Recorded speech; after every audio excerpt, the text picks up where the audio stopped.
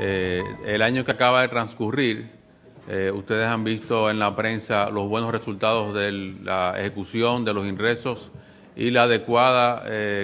conformación de los gastos según el presupuesto. Y efectivamente la economía dominicana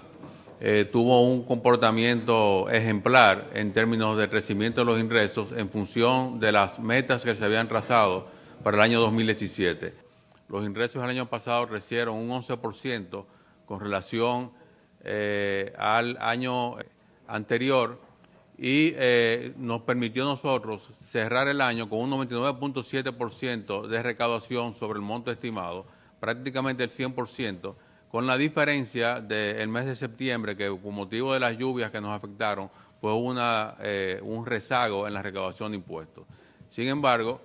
ese 99.7% representa, como les decía, un 11% de aumento en las recaudaciones, muy por encima del 4.6 o 4.9, dependiendo si se toma la cifra del Banco Central o de la CEPAL, del crecimiento de la economía en el año pasado. En términos de ejecución de gastos, nosotros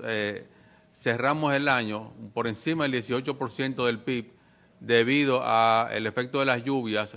por un lado, y por los aumentos salariales que el gobierno dispuso y que venían siendo reclamados tanto en policías, militares, personal médico, en adición a atender la presión que se genera por el aumento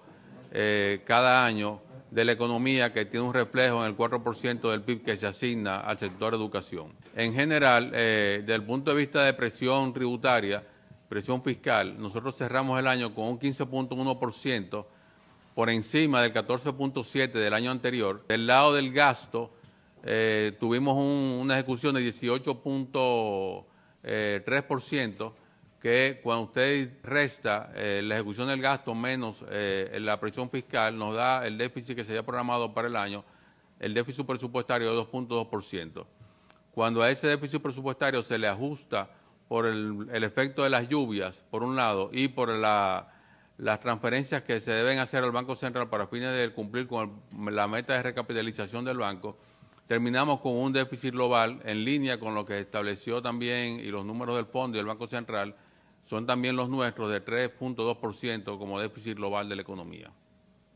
Eso genera, como ustedes saben, la necesidad de financiamiento que fue atendida por vía de la emisión de bonos externos, emisión de bonos internos y financiamiento con la banca comercial. La tendencia de cumplimiento con las estrategias de manejo de deuda que se vienen trazando desde la Dirección de Crédito Público, en el sentido de extender el periodo de madurez de la deuda, por un lado, disminuir la proporción de deuda que está contratada a tasa variable para evitar choques de aumento de tasa sobre el monto de la deuda, y del mismo modo aumentar la proporción de la deuda que está contratada a tasa fija como consecuencia de lo anterior. Yéndonos ya al evento más trascendente que ha tenido del financiamiento de la República Dominicana, y es relativo a la emisión por primera vez en la historia de la República Dominicana, deuda en moneda local en mercados internacionales.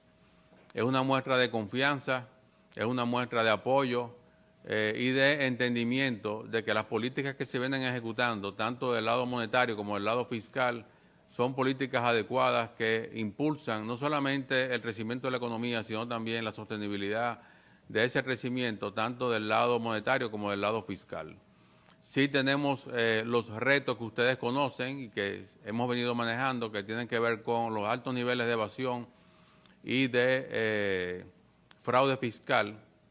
los cuales también se han ido reduciendo, lo que nos ha permitido a nosotros crecer por el lado de los ingresos, pero queda todavía un trabajo por hacer.